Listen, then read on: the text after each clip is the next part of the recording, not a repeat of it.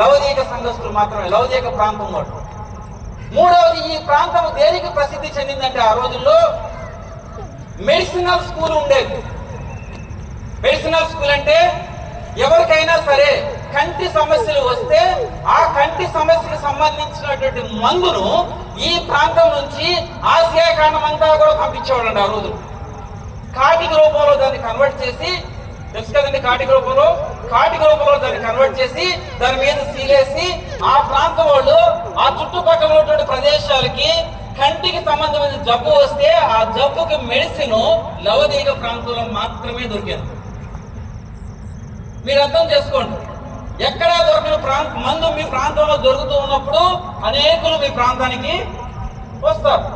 Income మంచిగా generate అవుతుంది, వ్యాపారం బాగా జరుగుతుంది. రెండోది వస్త్ర వ్యాపారం చేస్తారని చెప్పారు.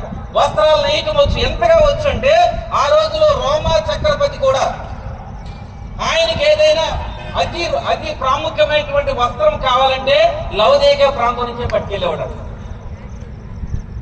అంటే స్పెషల్ గా కావాల్సిన కూడా నేయటం వాళ్ళకి వచ్చు. అంత ప్రాముఖ్యమైనటువంటి వ్యక్తులు ఈ ప్రాంతంలో ఉన్నారు.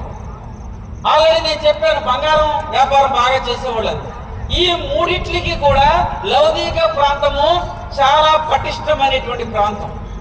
ఎంతగా ప్రాంతం పటిష్టమైందో ఒక ఎగ్జాంపుల్ చెబుతా చూడండి. క్రీస్తు శకము 60వ సంవత్సరంలో ఈ ప్రాంతంలో భూకంపం వచ్చింది.